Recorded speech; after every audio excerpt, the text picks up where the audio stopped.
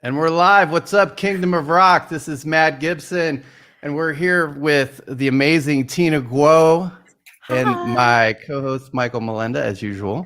How's it going, everybody? Very good.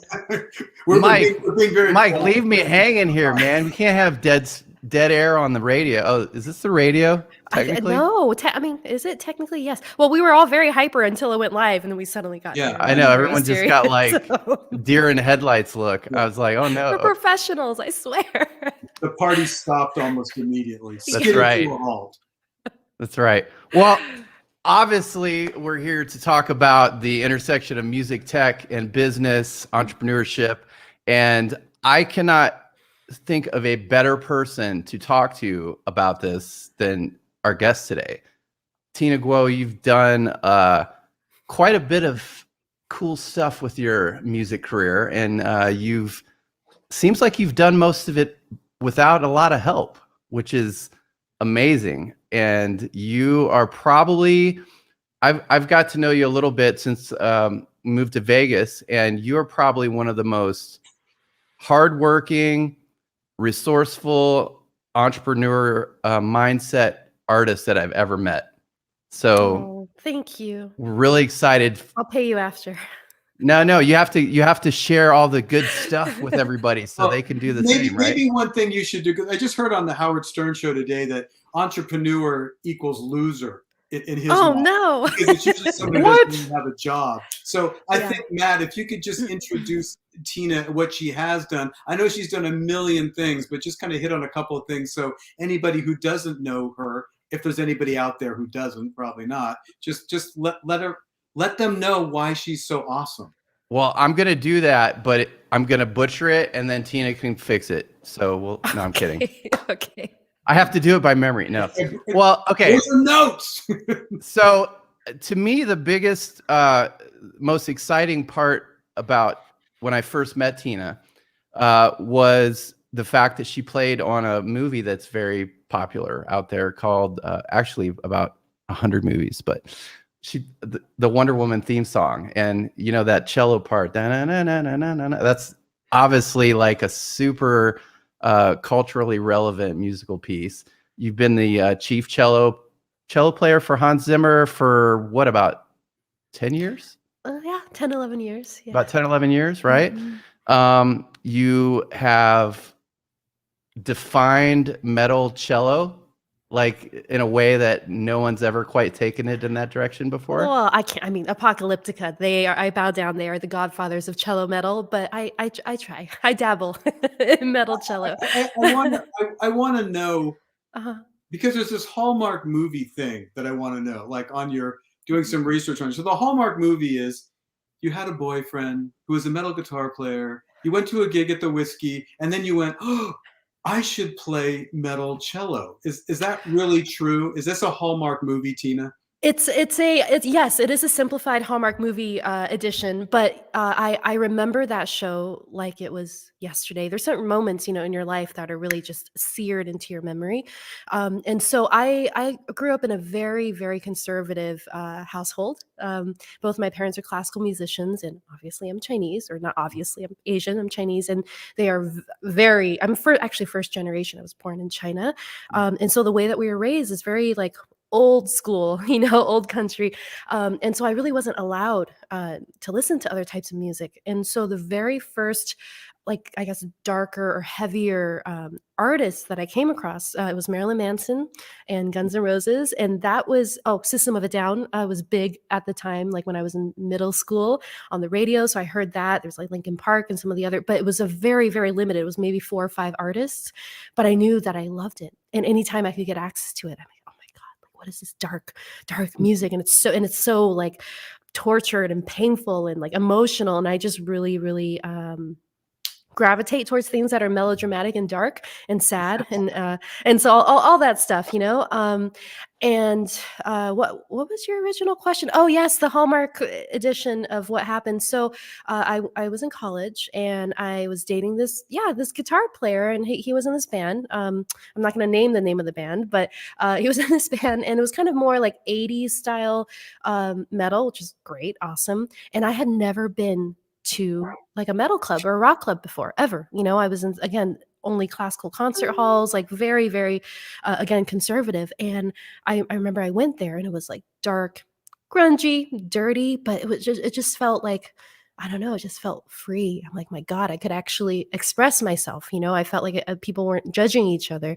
And I remember watching the show and I thought, I can do that. I mean, I have a cello. I have to figure out how to fix that issue. But I want to be able to do that. I want to be like a lead guitar player. That's what I wanted in my head, except my fingers know how to play the cello. And thankfully, I discovered that there were electric cellos. So that's how kind of, I would say that, yeah, the initial seed was planted through that, but actually experiencing it for the first time. And you like play through effects pedals and everything. Like you treat it similar to a guitar. Exactly like a guitar. Yeah. You know what's great about electric cello? I mean, there's so many amazing electric violin players, and I'm not claiming to be the first one, obviously, but it is a very specific niche that has not been, fully explored, which is very lucky for me, So because there's no preconceptions, like, oh, I don't know what that's supposed to sound like. So whatever I do, whatever she does must be what it's supposed to be like. And so I have gone through the full gamut. When I started, I took the electric cello to Guitar Center, and then I was, experimenting with I used to use all analog, all the pedals. I literally had a pedal board that was so heavy that I had to hire somebody just to like carry it, because I couldn't even lift it, like to put it in the trunk because it was so heavy. I'm like, I need all the effects, and I couldn't lift it, and the amps and stuff. So I did all that, but I've gone full digital. So live, I use the Helix LT because it's a little lighter, but it's great. So I use that, and then in the studio, I use Helix Native, which I used for the soundtrack of Dune, and some of the other projects I've worked on recently with like custom sounds that I designed for them, and then also with Neural DSP with their new stuff. I've started experimenting in the studio, so I've gone full digital now. Oh, that's Well, awesome. that's awesome. It's always so funny where, we would do gigs, or, there'd be the guitar player that had like you're talking about, the massive, big as a truck effects thing. And then, well, this should be interesting. And then we hear the show and it's like, okay, he turned the phaser on one. That's totally me. I had such a big pedal board. I'm like, wait, I'm only using like 2 pedals. That's funny. Yeah, it looked impressive though. I mean, I can't imagine, with your mom and dad, your dad being a cellist, always your mom a violinist and classical musician, when you came home and said, hey, I just saw this rock show and I'm going to be a rock cellist. That must have been an interesting dinner conversation, huh?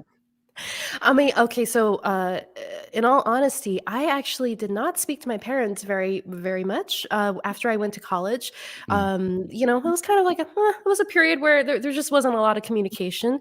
Now, at 36, I think the relationship is, we're working on building a new relationship that's different, but yeah, they definitely, I understand where they were coming from, but they definitely did not approve of anything that I did, I think, in general, for many, many years until I was able to, going back to the entrepreneurship, until I was able to generate income of a respectable amount, then it was like, oh, okay, well, maybe it's okay, because it's working out financially. So, well, I mean, but do you think that as they've gotten older and you've gotten older, that they do understand that you've done this amazing hybridization of classical and metal and acoustic cello, electric cello, and do you think they appreciate what you've done? Yeah, yes, absolutely. Yeah, they've definitely accepted it now. But I feel like with most things in life, and again, bringing it back to entrepreneurship, everybody thinks the idea is ridiculous or stupid or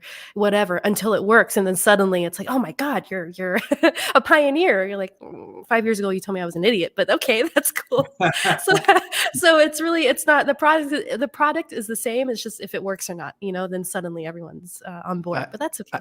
I have a Gary V quote on my door when I walk outside, and it says, being underestimated is a gift. Stop trying to convince, just execute. And would you agree with that? Yeah, I think in the very beginning, when I was still, again, like in the very beginning, like you think like, oh, maybe I'll get like a manager or an agent or a record label, or somebody will discover me and someone will, and that's what it is. It's asking for, but for me personally, in my path, I realized that no one's going to be able to help you. You have to help yourself, and that's at least what my experience was. So I think it was when I took full ownership of whatever happens to me, full responsibility, no matter what the situation is, that's when I started seeing results. And when I just, took responsibility for my own path and future. I want to get into that because, it's kind of there's a certain mystical, magical, there's still the mystery to, being able to achieve what you've done. But first, I just want to say hi to Fabio and Roman, Christopher, Ken, Magnus, and of course, our Keith good is buddy here. Keith Gu is out there. Hi, Keith. Wave to Keith. Merry Christmas. That's not going to wave to Keith? Oh, he's going to give him the peace sign. Okay. But, it's amazing to me that, like you said, you're called an idiot until it works. But the works part is interesting because you can look back and see, well, there's been other people who have done kind of the same thing, or there's been other people who have been mentored by famous musicians, or even Hans Zimmer, and they get to a certain point and then stuff stops. But you've been able to kind of explode into so many, films, games, concerts, sessions. It's almost, how the hell do you manage to, keep all that stuff straight? But what do you feel, if you can even articulate it, was something that you did that made sure that you weren't just another person who had some advantages who just fell by the wayside?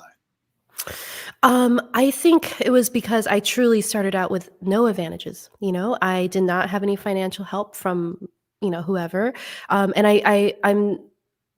I'm remembering how I felt in the very beginning, and I struggled for many years. It was like 5 or 6 years when, I think I told Matt before, but I was living in a garage, half a garage, to be exact. The landlord had his car parked in the other half, no air conditioning, no heat. Like, it was, times are hard, and I was trying to because it wasn't working, because it takes, again, it doesn't work right away.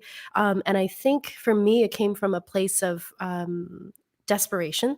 Not having any other choice. I'm like, I have to figure this out, or I'm literally going to be on the street. So I have to keep going, and I think that fueled a lot of my, not just the musical passion, but on the entrepreneurial side. When I say that, I just mean making money. I'm like, how the hell do you make money being a musician? And not just a musician, a cello player. I mean, it's like a very, it's difficult to be any type of musician, but it's difficult for all of us, and I think a part of it also, again, just to be completely like, barely honest, it was almost like I really wanted, a lot of my passion in the start was to prove people wrong. Because I think so many people told me negative things. They weren't positive, like, oh, like, it's crazy, like, you shouldn't do that, you're going to ruin your, people were telling me, oh, you should just join an orchestra, or like, you play well enough to, you should really focus on classical music. And I enjoy classical music, but it just wasn't, I wanted to do something different. And so it was a combination of, I think, just having no other choice, which I think is good when you have no other choice. Because if you have people helping you, sometimes it makes you, sounds kind of extreme, but it makes you soft, because you have a fallback plan. I had no fallback plan. I was like, fuck, I have to do this. And then just wanting to prove people wrong. I'm like, I really want to like prove I can do it. I can do it. And perhaps a part of it is just personality. I think in general, I'm a little hyperactive. And I always joke that like one of my greatest strengths is having zero chill and zero patience. So everything's like I'm just constantly moving, which I think is very is great for work, for everything that is more logic minded and business minded and all of that. I love my spreadsheets. I love all of that side of stuff. But so I think that's also a part of it, like I'm maybe a little abnormal in an unhealthy way, where that's something I'm actively working on now, is I've realized how extreme I've gotten with like being obsessed with like achievement and the career. And, in the end, when is it going to be enough money, enough whatever, So now I'm actually going not the opposite way, but I'm trying to find a better balance of myself, to find my inner feminine, because I feel like I'm feminine, but I've operated so much out of survival, like having to just fend for myself, to figure stuff out, that I've been so much in my logic and action and like a fight mode all my life. And I think now, at 36, I'm like, oh, I want want to learn to like learn how to be soft in certain areas of life. And I know that has nothing to do with what you asked me, but that's Yeah, kind of no, what no, it's actually appropriate, and there's a larger issue there too. As if you're an artist, Mhm. an actor, a sculptor, a Mhm. painter, we're kind of screwed because we do that thing hopefully at various levels of success. Single-mindedness, we're going to get success, and then you go, oh, the world is littered with divorces and screwed up children and all this kind of stuff because we're so single-minded on our careers. Yeah. But Mhm. if we take our foot off the pedal sometimes, Mhm. this is a really hard business. They go, oh, okay, bye, next person's up, and it doesn't necessarily mean that you have to push someone out of the way to maintain your position, but it is difficult because if you're not pedal to the metal all the time, it's hard to maintain a long-term career. So, I think it's great that you're going, I want to work on myself and maybe calm down a little bit. But man, it's got to be scary to do that, especially for someone, as you say, as yourself, who's like, you know. Yeah, yeah. I think the last couple years because of COVID, and everything stopping literally, because I wouldn't have stopped. I was traveling about 8 months out of the year, doing a combination of like longer term tours. When I say longer term, I mean I was in the Cirque du Soleil and I went on tour for 2 years straight. So this is not that long, but 4 or 5 months at a time, combined with like a bunch of corporate things where I would go off for a month or a couple weeks at a time. But all in all, I was gone most of the time. And obviously, other things, as a human in our human experience, you're not able to put your energy into because you're focused so much on career. And I do feel like there is a time for everything, and people are different. I have so many great friends, who are also artists who choose. They say, I never want to get married, or they're married and they're like they have a partner. I never want kids. I just don't. And that's great if they're happy. I think for myself, literally until a year ago, almost a year ago now, I was on the same boat. Like, I don't think I want kids. I just want to focus on my career. My music is my baby. And I think it was a combination of like a health scare that I had, where I had some, precancerous cells in my cervix and the surgery. And I think that was like, oh my God, wait, what am I doing? And I thought, holy shit, like if this actually turned into something fatal, like Mhm. I've literally just slaved my entire life to make money, to save money for the future. And I'm like, "Oh my God, like, what if there is no future?" And then Mhm. now it's COVID, and I think that made me like, "Oh my God, I have to, not I have to, but I want to experience other stuff." And maybe it was a combination of that and just my age. The biological clock finally, stepping in at 35, and I'm like, "I think I would make I wanna make babies. I think I'd be a great mom." I'm very yes, I'm extreme in everything that I do, but if I do something, I'm gonna make sure it's 1,000%, And so that's where it switched for me. Does it mean I'm less motivated when it comes to work? Absolutely not. I just have to think of ways to work smarter than manually harder, and find a balance there. So I think a lot of times, especially with the culture that we live in, there's so many people out there. The experts are like, yeah, you got to 10x your business. You got to 10x your business. Everything's about business. mhm. But when Grant Cardone, he was on the show, he talked about when he wrote the 10X Factor book. Um, People were calling him and saying, hey, man, my business, I'm making so much bank and my marriage is falling apart. Mhm. And he's like, no, bro, you got to 10X everything. You can't just 10X your business. You're a human being and you have, all kinds of things about you that are special. It's not Mhm. just your business. So I think a lot of times when you talk about, entrepreneurship, people, they get off a whack because they were kind of had one mindset before and then they get excited about this entrepreneurial spirit and they go after it, but they forget the fact that we're human beings sometimes. Mhm. Would you say that you experience that a little bit? Yeah, I think so, but it's different for everybody. I mean, Yeah. some people are happy without kids, and it's for me, it's like I definitely want to find the right partner. I have friends who are choosing to be single parents, where they're getting a like donate, get a donor or whatnot for Mhm. sperm or the egg. But for me, it's not so much that. I think it's really having a partner and then forming a family together. So that is my manifestation. I've used what you talked about earlier, about energy and focus. And I'm really a big, not even believer. I'm just really into manifesting and hyper focusing, not just with like, frou thoughts or whatever, like really, really focusing and then having your actions match that, and making choices in your life to open the path for the possibility of it even happening. Because you can't say, oh, I want to, have the possibility of having like a beautiful family and a balanced life and then choose to go on tour for 8 months out of the year. Like that's not going to happen. So I think that for me, because it's almost New Year, like that is my, it's going to happen, because I've made the choice. So that's kind of where I'm going. Yeah. Oh, well, that, and thank goodness your health scare turned out to be just a scare. That's Yes, but that was like a big, like, oh shit. So yeah. yeah. Well, I mean, do you still manage your career by yourself? I mean, because it's so multifaceted. Mhm. Do you have all these spreadsheets going with here's my schedule, blah blah blah blah. And I realize COVID did slow everything down, Mhm. but man, I mean, you just finished a record last year. You've got, I mean, there's just so much stuff you do. I mean, do you have a day or a typical strategic plan for managing all these different vessels of your career?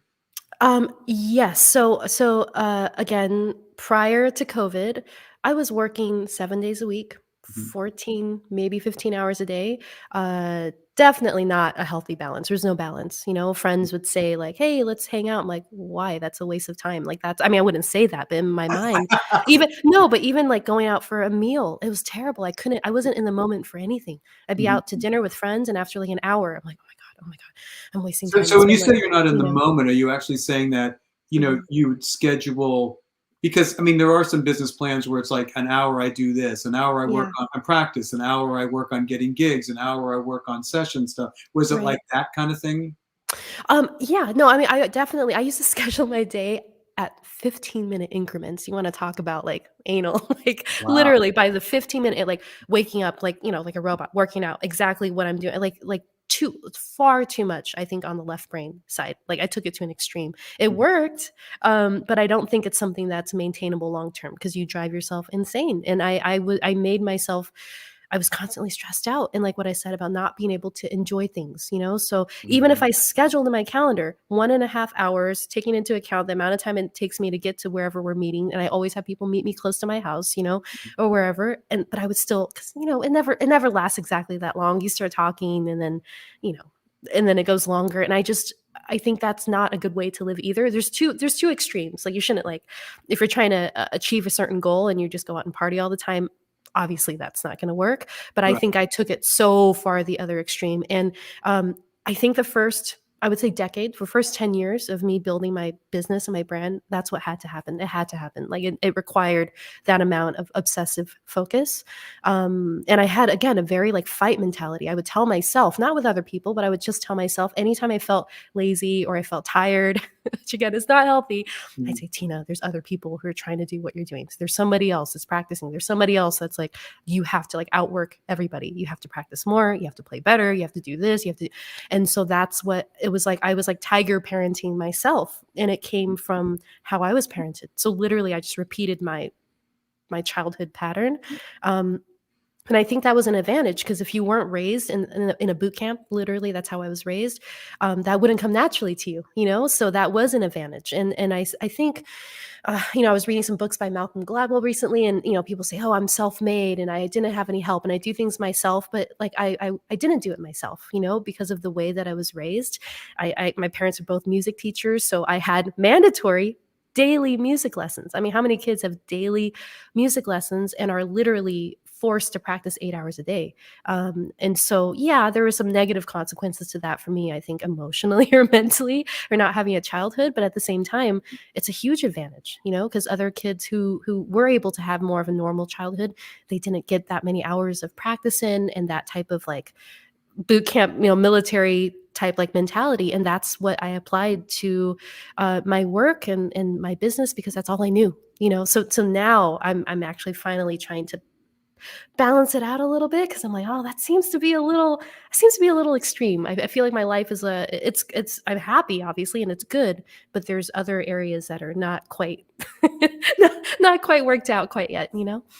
Well, what would you say to somebody that is maybe, hasn't come from a background that you've come from, but they're a talented musician, Mhm. talent is not, as you can look on YouTube, talent's not super rare, Well, you know? it's not. We're Mm-mm. No, all amazing. yeah, The not at human all. mind, the human So many mind amazing people. is the most unexplainable, amazing thing in the entire universe, as far as we know. Yeah. And any human being has things inside of them that they can share musically with people. So, what's the difference between, like, hey, you say you want to be a rock star, you want to be a musician, professional musician, you want to be, on, all the movies and everything, right? Mhm. But you don't have that killer instinct. You don't have that drive. You don't have that work ethic. Mhm. Like, how I'm sure you talk to a lot of people like that, Yeah, yeah. that complain that how Mhm. unfair the music industry is. And it's Uh, not, it's not fair. Everyone's taking away our streaming, and, or mhm. everyone's taking away our music, Yeah, I wouldn't want to have that conversation with you, Tina. Well, I like screwing off, and but I'm really, Yeah. really good, and I can't imagine why I'm not famous yet. Yeah. It's like, But what are it's your not. thoughts on that kind of Yeah, I mean, the it's the same. dream? It's the same in everything in life. It's not just music. There are incredibly talented mathematicians, scientists, people who have like natural, they could be an Olympic swimmer or whatever, but it doesn't matter. The seed is there. Sure, that's great. And there are some people who are so talented that they don't even need to practice and they can open their mouths and sound amazing.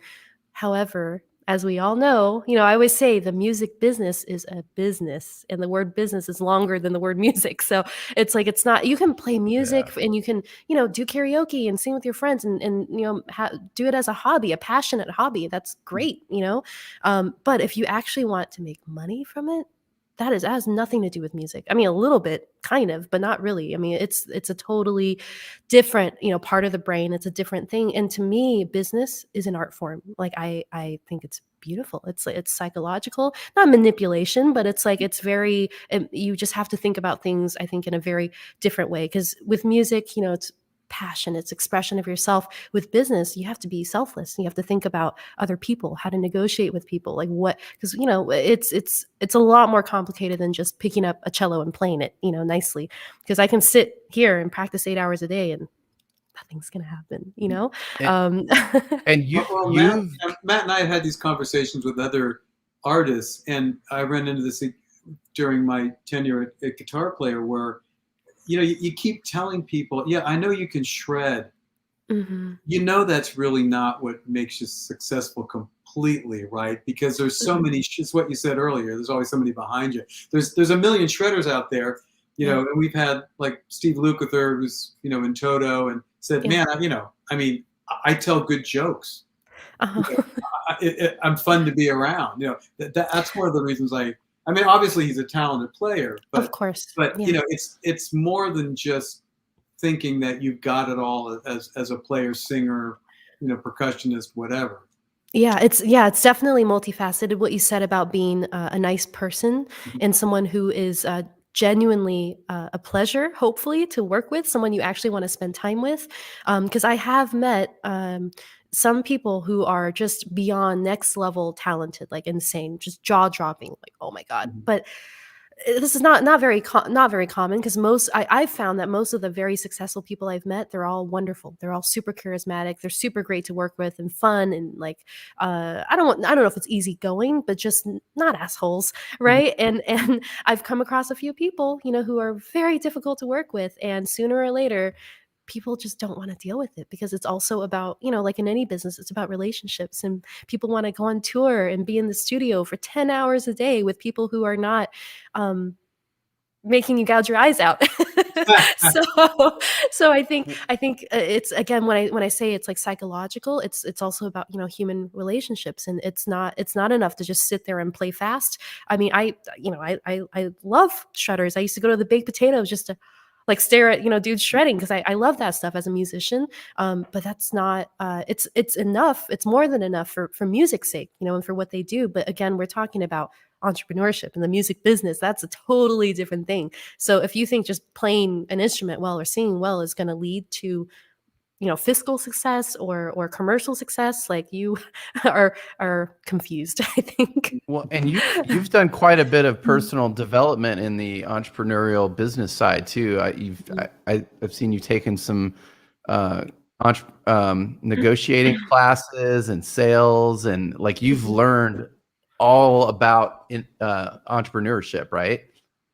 Yeah, I mean, actually, I took from Harvard like an online negotiation course during COVID, actually, because I was like, well, now I have nothing to do, but I have a lot more free time, and I've always really enjoyed that. Like, I do all of my own negotiating because I'm still self-managed, self-agented. I don't even have a lawyer, which I know. I mean, I've hired lawyers for certain things before, but even my record deal with Sony, I didn't have a lawyer. So I enjoy the process of learning things, and then I just thought maybe taking a course would be, a good thing. So Well, so go ahead, Matt. Sorry. no, I was just gonna say. So let's just say I'm a artist and I have 10 songs that are produced and recorded well enough that a label could use that music, or a movie or something like that. So let's say I've got to the point where I've got good music, it's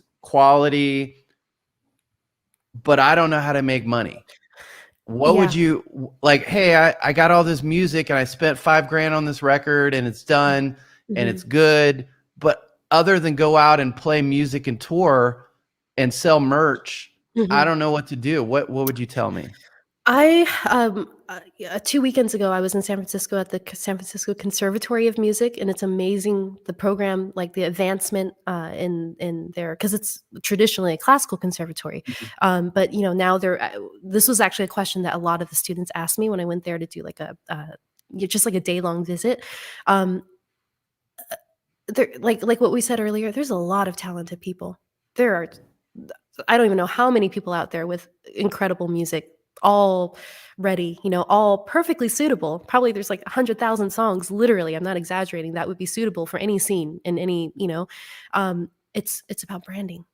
That's what it is, especially now. I think more and more so. For me, again, I'm 36. I started out, I don't know what, like 18 years ago. I remember when I when I got to college and I was allowed on the internet. That's when Facebook like first started. It was still only like a college, internal college type thing, and so I got on it very early. I got on YouTube very early. I remember when they created YouTube, and I think so I was like just on the edge. But now all the younger, all the kids coming up these days, like they grew up in this environment, and I've met and I worked with a lot of them, and it is insane what millions of followers, never toured or maybe did very few, but making an insane amount of money, more than any traditional, I mean, I'm included, old school, type of model. I still consider myself not quite a dinosaur, but I was like kind of like in the middle, where I was kind of trying to adjust. But yeah, so if you say you have 10 songs, right? What I would do, and this is just me, I always say there's lots of ways to skin a cat. You could do whatever you want. But what I would do, I would take each song, post like a video of yourself maybe singing it, if that's what it is, a vocal song performing, even if it's a 60-second reel. Like on Instagram, reels perform very well right now because the algorithms change constantly. You have to be on top of that, and then I would just post it and try to really build a brand that way, because right now it's very, very difficult unless you have some relationship or family relationship or friend thing with somebody on the inside. What people are looking at are your numbers, And when I was signed, I never thought in a million years, truly, that I'd be signed to a major label. Like I was like, it's never going to happen. I'm just going to do it myself. So I self-released 9-10 albums by myself, like figuring out, I don't know what I was doing, but I did it. And then by the time that Sony and Universal approached me at the same time in 2016, I already had not like maybe almost like 1 million followers between all of the social channels, which again is nothing. It's like a drop compared to like other online artists. But it literally wasn't until I already had 10 albums self-released, 1 million followers across the social platforms, a few videos that have like 4 or 5 million views.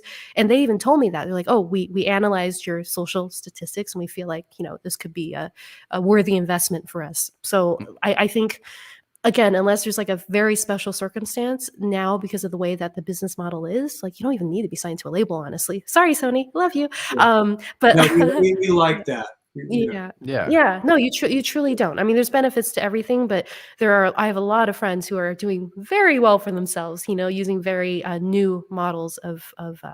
Well, I think it's great that you mentioned this too. Well, first off, I grew up like 2 blocks away from the conservatory in San Francisco. Oh, wow. Yeah. Sunset District. But I think, when, typically through most of my career, I've dealt with kind of the old school, the dinosaurs. I mean, not that I don't want to talk to young people up and coming, because I have to do that too. But it's interesting, just the work that you have to put in, just even talking to you now and building a brand and all that.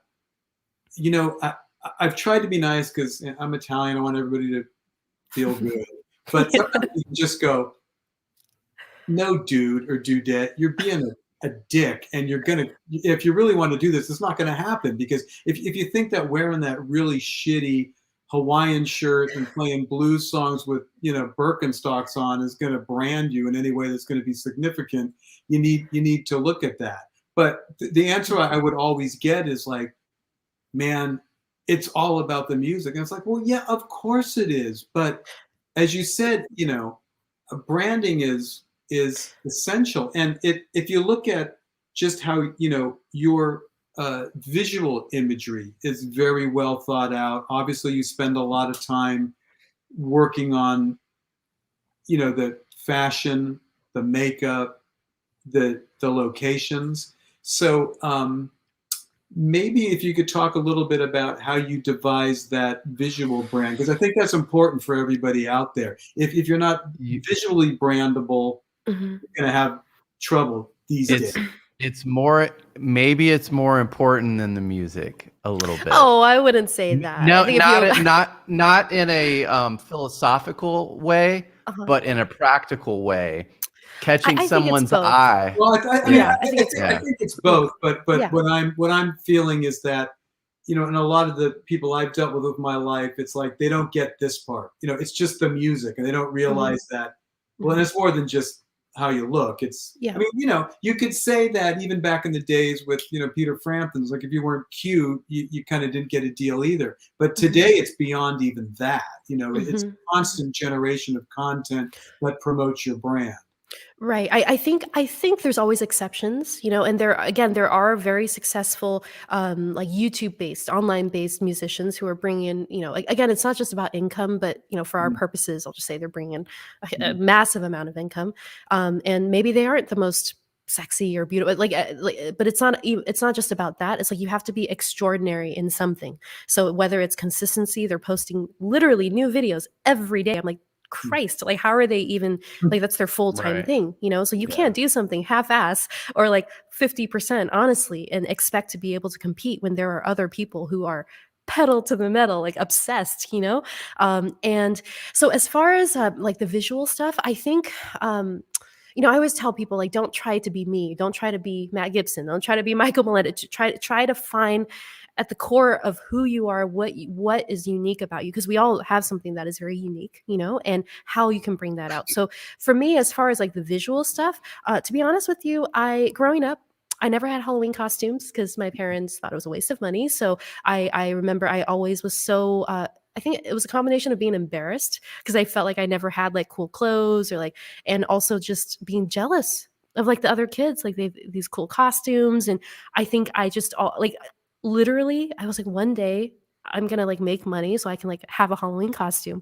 And then it somehow turned into like, oh shit, like if I do these videos and I can like dress up, like it really was like living out like childhood fantasy. So I really think, psychoanalyzing myself, I think a lot of my drive just comes from like childhood repression or childhood trauma, to be honest. And it's like a way of like making up for it. And because like everything was so like, you can't do this, you can't do that, you can't have this, you can't have that. I'm like, oh, And I think internally it was already there where I just like, I don't know, I just like stuff in general. I like to experience things. I love to cook. I love to eat a little too much, but and just like cool locations and things that are dramatic. And I understand, like, for some people it is exhausting, because that is not their strength, and that's okay. So you have to find something else that makes you passionate enough to like be happy to go crazy about that particular thing. So for me, like most of my music videos, even now, learning to not be a control freak is a big thing for me. So I'm trying to like learn how to allow other people input into things. Matt and I were a little upset that you sent us all the questions and the camera angle for this video. I did it. See, look how chill I am now, guys. She told us we could only ask certain questions. It was really stressful. We got a whole book of stuff that she made us talk about. She's got to have the right color M&Ms in her rider. In fact, we're not even here right now. We're just avatars of Tina talking to herself. Oh my god. Well, hey. Well, I did want to say that, speaking of music videos, you just released a pretty cool one where you dressed up really, like, not out there. What's the right word for it? Outrageous. The one with Sir? Moon Hearts in Space. That's not outrageous. That's like Casual Tuesday. No, I'm kidding. Well, that's casual. That's casual, Tina. Yeah, you're like, you kind of. I don't mean this in a bad way. Like, you kind of cartoon character it up. Like you kind of. Yeah, I believe the kids call it cosplay. Yeah, exactly. No, that's what I said. It's like Halloween, right? So the concept of that album, it's set in the future in space. And it's DIES IRAE?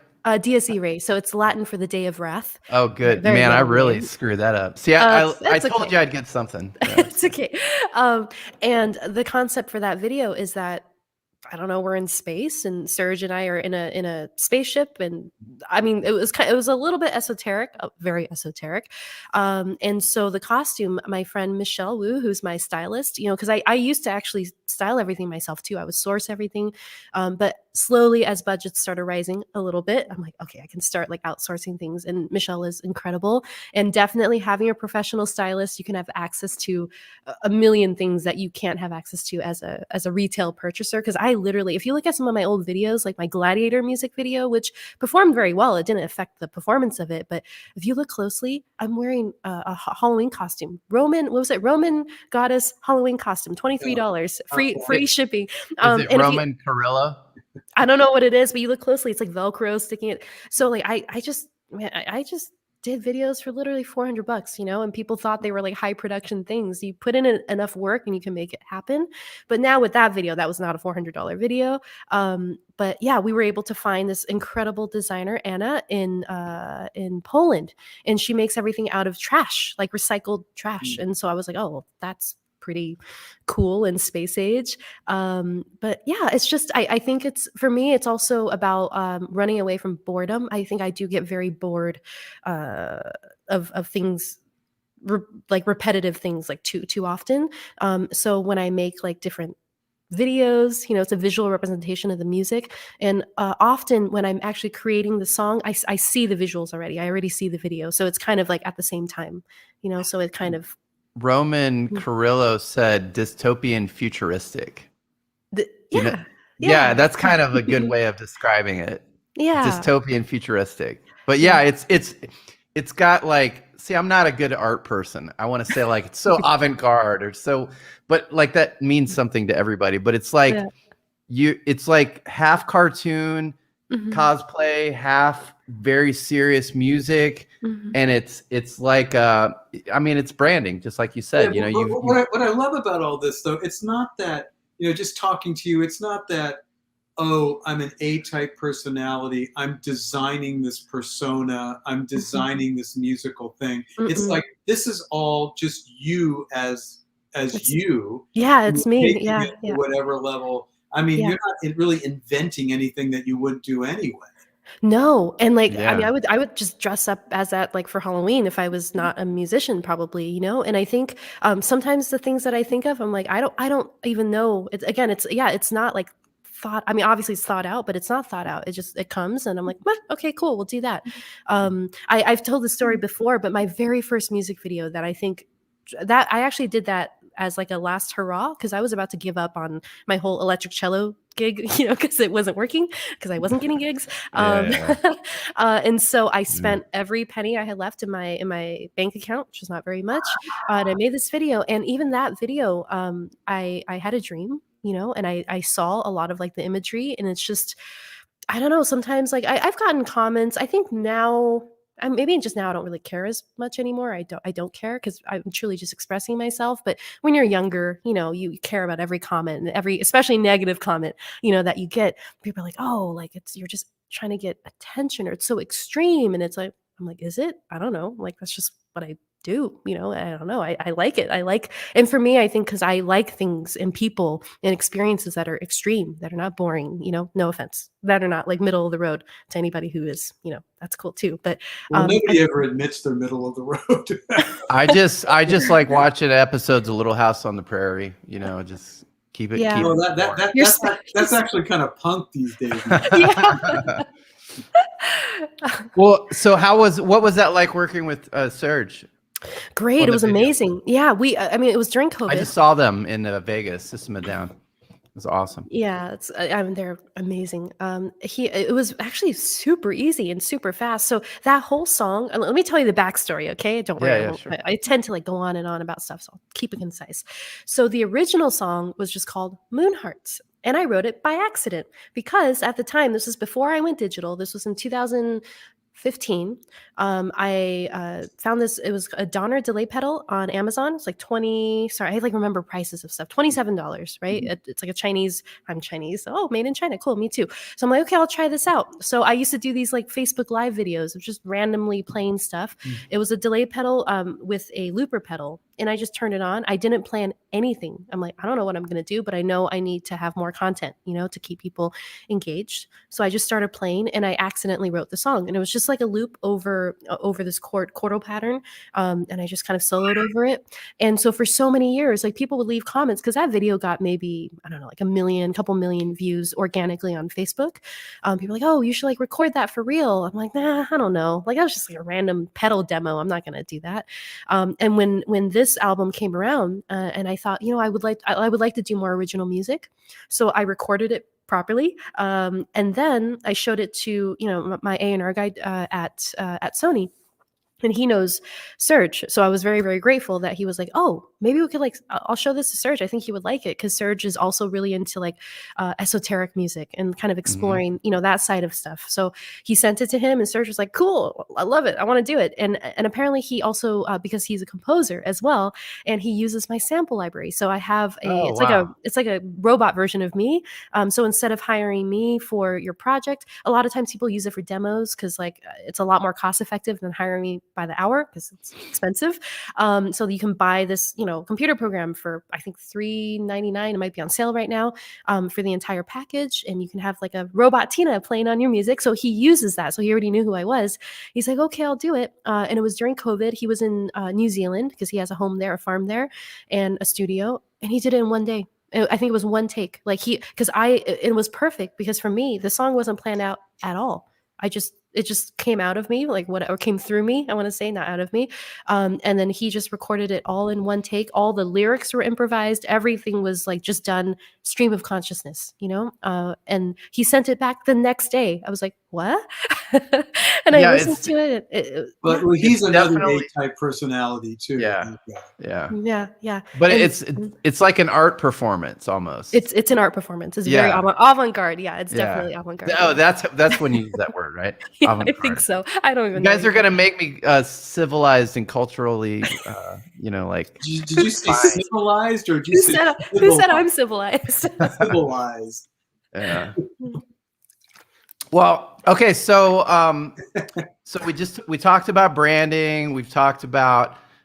Okay, let me ask. Here's something a lot of people don't know how to do that you've done a lot of times: getting a song placed in a movie, right? There's probably 100 different ways you could get a song, 1,000 different ways you could get a song placed in a movie. In your experience, what's the best statistical probability? What's the best steps of getting a song place in a movie where you could get, you know, that kind of passive income that everybody talks about, passive, you Yeah. know. I have to admit it's not my area of expertise. Like I definitely have stuff that has been licensed. And One games way, too, right? Yeah. yeah, in games. One way Yep. to do it is through licensing companies. So if you're able to get a deal, kind of like a record deal, except it's specifically for, you know, publishing or for. So I have two albums. Yeah, one album through Liquid Cinema, and then one through. Oh my gosh, sorry guys, my brain is. Do I ask This you a is good really question? bad. You know, No, I'm just that's okay, but just my brain is fried. in general, look for licensing Yeah. firms that we're interested in. So. Yeah, licensing deals, and so that's definitely one way to do it. Also, you know, again, to be honest, if you a friend of a friend or somebody that you know is like working on something, and you know that is a part of it. When I say relationships, I would be lying if I didn't say that was a big part of it. So I was in a girl band 15 years ago, 15 years ago, and we had a song that was placed for the end credits of The Heartbreak Kid with Ben Stiller, and it was because our manager, her boyfriend, knew somebody, and that was it.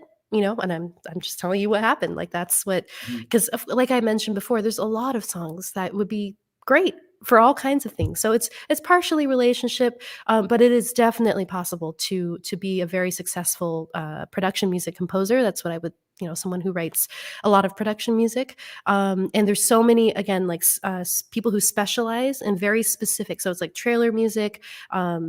You know, a certain sound for stuff. And so I think it's so widespread that it's difficult to pinpoint. But I think, Matt, what you're asking about is like maybe like a rock band or something, right? Or like a Well, more yeah, or like a like solo how do artist. you get to a music supervised? Like, let's say you're not in a major music city where people aren't making films in your town. Let's say you're in the middle of like Louisiana or something like that. And so there's no industry around you, but you have good music and you're trying to, you know, workshop it and get things going, build your brand up and everything. How do you get it in front of people?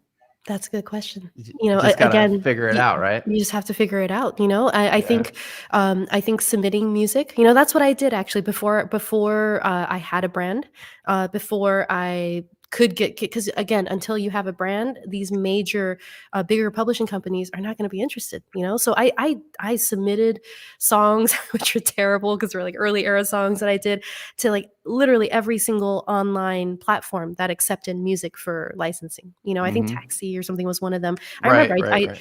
I just kept and honestly not a single one, not a single one, you know. Right. But it didn't matter. I just kept going. It's like this obsessive, like this doesn't work, next. This doesn't work, next. You just keep going, and then, you know, it's not magic, but suddenly something starts to work. And when one thing starts to work, everything starts to work. Actually, you just triggered something in my brain too, and this is dangerous for me to say because I don't want to be an asshole about it, but you know, as kind of a come from the punk scene myself, it's like you just do it, you know. Yeah. But when you say, you know, workshop and stuff, I've always had kind of a cynicism about, oh, here's a songwriter's workshop, or you know, get your film in someone's going to talk about how to get your music into a film workshop or whatever. Right. And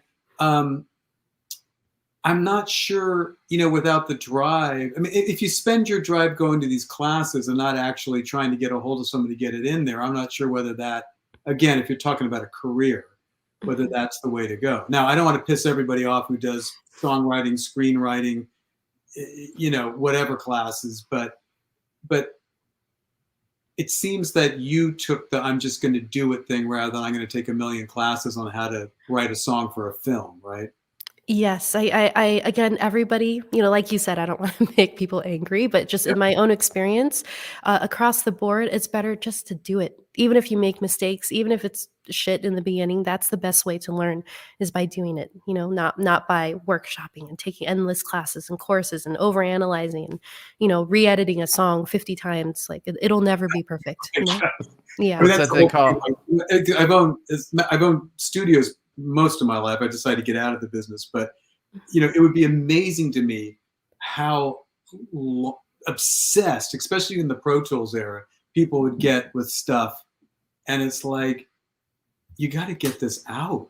It's never getting anywhere because you're just, and I realize a lot of that is fear. I'm not good enough, or paranoia.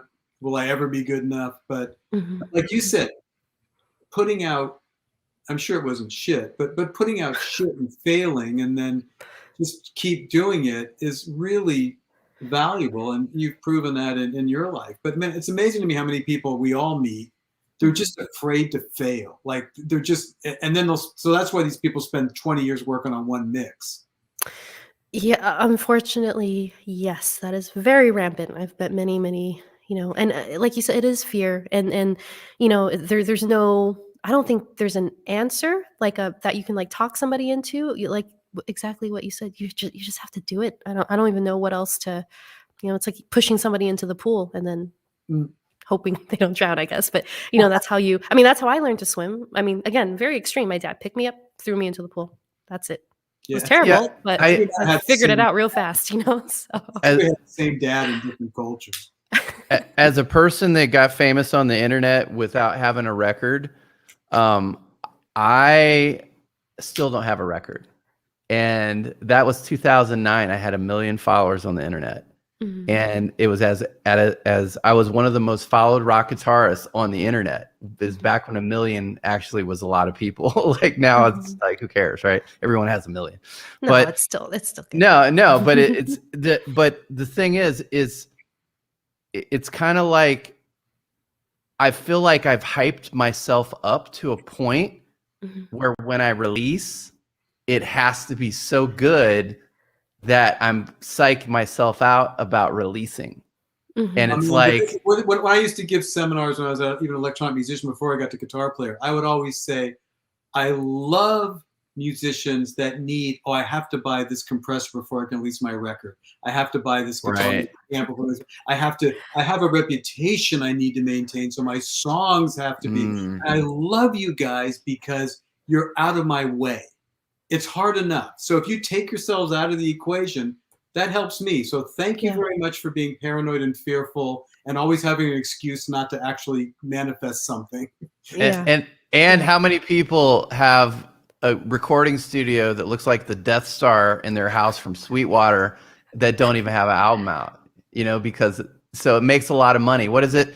They say most guitars are sold to people that are never going to play them. I don't know if that's true. Well, Fender actually did a survey, and what they're trying to do now, which I think is a smart thing, is try to get people to get stickier with the instrument, with their educational outreach and stuff like that. But I think they came up with a statistic where, it was horrifying. Like 70-something% of people give up after the first year, and that guitar stays under the bed. In 18 months, that guitar's under the bed and it's never coming out. Yeah. But anyway, we're kind of off topic. But I think though, what I really appreciate you putting out there to the Kingdom of Rock, Tina, is that your work ethic. Whether someone decides to be that as intense as you, or 82% as intense as you, or whatever, it's that intensity and that planning to have a career, that planning to have a brand, that planning to have a business, really is just as important as having the talent. It's not better than the music, but especially today, and you've certainly proven that if you don't have the other cylinders firing, it's going to be really hard for you just to get by on the fact you can write a great song. Yeah, definitely. I mean, I'm gonna hang up from this thing and go back in the workshop and not feed the dogs and not, fire all my friends and, blah, blah, blah. I'm just kidding. Oh, no, don't do that. Everybody's fired. It's just my career now. Well, all right. Well, we are getting close to the top of the hour here. So oh, wow. Spare time flies when we're having, I know. So fast. Well, so before you leave, I just need you to give a comprehensive plan of how to go from $1 to $1 million as an artist that applies to A everyone. comprehensive. Yeah. So It you have, applies to you have everybody. 1 minute left. So no, I'm just kidding. Well, I No. mean, a part of that is also like for me, you know, Matt, like I'm very passionate about investing. Um, yes, residual income, but not only from music. So I started investing in stocks and, you know, other stuff as soon as I could afford to put aside. I started off with $5 a month because that's all I could afford. I even thought I couldn't afford $5 a month, but someone told me you probably spend more than that, like on coffee, right? Like every week. I'm like, yeah, occasionally I'll get myself a Starbucks once a month. Well, instead of Starbucks, you're going to invest that money. So that's how I started. And that was, you know, many years ago. But I think that is a part of the formula of how I got from zero to, you know, over $1 million or whatever. But I think that honestly is also a part of it, you know, so trying Well, to find and other now sources of income. now you're selling coffee mugs as NFTs on the internet. That's right. I just sold my first NFT of a mug, but it comes with the actual mug as well, which I Yeah. shipped out a couple days Which ago. you made with your own 2 hands, right? I made it with my own 2 hands. Yeah. And I do have 3 other NFTs that are not mugs, but different, something else that I'll probably release in early January. Oh, nice. So Yeah. you're getting it into the cutting edge stuff too. So Trying. Well, I'm actually glad you mentioned that because I've starting an NFT company as well, not just for me, but I think that it's, you know, we've all been, as Matt and I said this from the beginning of this podcast, you know, streaming is not our friend. And, Yeah. you know, wouldn't it be nice during COVID if musicians actually had a way to earn real money from their work? Sorry about that. But I think NFTs do offer, if you play it right, it offers an opportunity to really make some decent income as an artist. But again, as you mentioned earlier, with keeping up with the social algorithms and stuff like that, I've talked to some real famous people, young and old, who go, I don't even know what that's about. And it's kind of like, again, you have to be aware of this.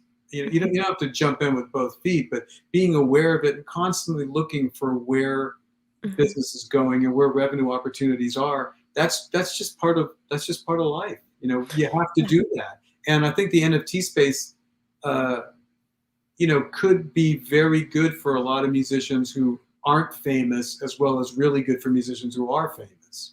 Yeah, absolutely. And and I mean, I feel like I jumped in on the NFT thing late, you know, but it's still, so far it's been, I guess, lucrative, you know, not insanely lucrative, but I think there's definitely, like you said, a lot of space there, you know, untapped territory. For me, I can't, because of my deal with Sony, I can't release music commercially, and NFT is still considered commercial. So, which is why I'm doing things like, I talked to my friend Maria, who's a marketing director. She's like, "Oh, you NFT'd a mug? Like, I just want to like, well, can you explain what this was? Because they just do like a report, you know, every month about all their artists and stuff. They're like, and Tina NFT'd a mug.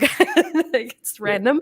Well, you must know about Bored Monkey Yacht Club, right? Which is basically Yeah. digital art about bored monkeys wearing sailor hats and stuff like that. These things sell for $200,000. You know, digital art for Incredible. $200,000. I mean, Yeah. if it was anything that got me off my ass, excuse me, this is a picture of a monkey with a sailor hat, and people paid $200,000 for that. I got to get in on this gig. it's baseball cards. It's just digital baseball cards all over again in art. It's everything. It's like Tina, she made a mug. Yeah. You know, it can be a song. It can be VIP treatment at a concert. I mean, it's basically the token just travels it around and says who owns it. But it's reorienting your brand to produce content that can be sold as NFT. You know, What was your experience with that? Very easy. So I used crypto.com. So literally I just signed up, you know, you fill in your profile stuff. They approve you as a creator. It was approved in a day. I listed the mug, I did the auction, and then that was it. So the next series that I'm doing, it's kind of like anime style, but like illustrations. So it's artwork of myself, but in like a anime style. And so it'll be limited pressing. So I still have to figure that out. We just finalized artwork today. Are you going to be wearing Halloween costumes? Yes, I am wearing various costumes Nice. from things, you know, Nice. they're sexy, you know. So, but I think it's fun, and I haven't done that before. Like even as like normal merchandise items, I've never done that, and I thought, oh, I should do this as an NFT, you know. So, that's what I'm currently working on. But yeah, like what you said, Michael, just constantly. I think I don't even do it on. I don't do it on purpose. You know, it just kind of happens. Like I started actually pottery. Funny enough. I told myself, Tina, it's really unhealthy that everything you do, you're thinking about how to profit from it, right? Like how it can turn into a profit. I do And that. yeah, and I was like, oh, like pottery is like my friend who is my dental hygienist. So I met her at the dentist. She's like, oh, we were talking, and then she's like, oh, I do pottery. I'm like, oh, that sounds fun. Like maybe I can do it with you. You know, I started making stuff, and then suddenly I'm like, I could sell this because what am I going to do with all this pottery? So it turned into like a you know, a profit making situation. But it's also very relaxing, you know, and I don't need 10,000 mugs and plates. Since we're almost at the end, you know, all the comments are basically saying how much they love you, which is awesome. Merry Christmas, blah blah blah. Thank you. That's great. Thank you for loving Tina. But there is one question that we finally got one question, so I figure we should ask it. It's from Magnus Bjork. And it said, since you are so skilled and I love to listen to everything you do, have you ever thought about paying a tribute to Eddie Van Halen? That would be awesome to hear on cello. Oh man, you know what? Back in 15 years ago when I was in my girl band, I think we did we do something? I think we did. But no, I haven't, and I should. You should do a music video of Eruption. I did that 15 years ago. Yeah. Not a music video though. That would be cool though. Like, anyway, sorry. We're inventing your career for you. I hope you like it. Thank you. Well, anyway, Magnus, look back. Apparently something does exist. So look back. Well, where would somebody find that if Magnus want to take a listen to that? I have no clue. I will take a look. You know, I will take a look. Yes, this was many eons ago, but I will take a look. But yes, I did Eruption. It was like a girl band situation. So. On the cello. On the electric cello, electric violin, drums, and keyboard. That's what we had. Okay. I gotta see that now. Maybe we can have Magnus search. What was the name of the band? We could just search it. Oh, I don't even know. You know what? It ended quite dramatically, and so I don't think there's a lot online. But it was called Metaphor. Okay. So yeah. Okay, Magnus, take a look for Metaphor Eruption. and I'll do a little clip for you on one of my socials soon. Well, we're gonna wrap up here really quick, but I wanted to give everybody a chance to kind of close it out.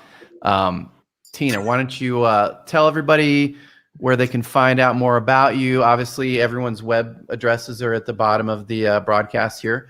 But what do you got coming out? What's new? What's getting ready to happen?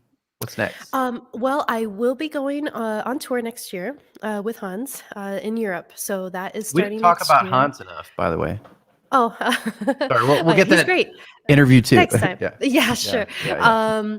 Let's see. So I finished DIES IRAE. So the next album will start at some point. I'm currently working on some recording projects. There's a bunch that, like, you know, it's always like, oh, we can't talk about it until it comes out. Right. But I'm trying to think what. Yeah, DUNE came out recently. During COVID, we did Top Gun, which I don't think it hasn't been released. Yeah, it keeps getting delayed. Yeah. But yeah, you can find me at Tina Guo on every social channel, you know, or just find me there. And I try to post every single day. I'm very active, so if you have any questions or whatnot, you can reach out to me there. Cool. Yeah. Mike, what you got? Oh, Hans Zimmer. Oh, there's Hans. He is the best. There you go. Yeah. Oh, Hans, you're the best. Love you. Hans, we didn't really talk about you at all. We'll have to get Hans on here sometime. I don't think we've had a famous composer on here. That'd be awesome. But thank you for all your work, Hans, and thank you for giving Tina a place to shine, because there she is right here shining on our show. So thank you. There's the dog. And bagel and pizza back there. Oh my gosh, sorry. They're very silly. They're my babies. I thought you would name your dogs after Halloween candy. So I was surprised to hear bagel and pizza, because you like the carbs. Halloween I love costume. my carbs. Yeah. All right. Well, anyway, I just thank you for being part of the show, Tina. It was awesome to have your insights and everything. Matt and I and through the Kingdom of Rock are always trying to help people. Sometimes it's a tough love situation, but if you're really into music as a career, you know, we're really trying to be like a no-nonsense, real-world resource for data. So we've been very lucky at having people such as yourself who've been willing to share so much about their careers. So thank you so much for everything you did. It was an awesome story, and I learned a lot. Thank you. Thank you so much for having me. I appreciate it. Thank you. Yay, Tina. Yay. And we're here every Wednesday at 7 p.m. Pacific Standard Time, 10 p.m. Eastern Standard Time. You can check us out at kingdomofrock.com. Check out Tina at tinaguo.com. Check out Michael at Guardians of Guitar and nextgendrums.com. And Mike, what do you got anything else? I feel like I'm forgetting something here. Yeah, I think that was good. That's good. That's good. I would say that if you know who next week's guest is, maybe say that. But otherwise, oh, I do know. Philip Lomax. He was an X Factor contestant. He was one of the finalists on X Factor. He's going to be on next week. Next week, Philip Lomax. He's really going to suck compared to Tina, though, right? Oh, don't say no, that. he's awesome. just Philip's awesome, man. there, Mr. Lomax. Yeah, we'll have to introduce you guys sometime. Thanks for everything, you guys. All right, Tina. Well, thank you so much for being a guest on Kingdom of Rock, and of course, you're welcome anytime to be a part of the show. And we'll see you next time. Yes. Bye, guys. Thanks for watching.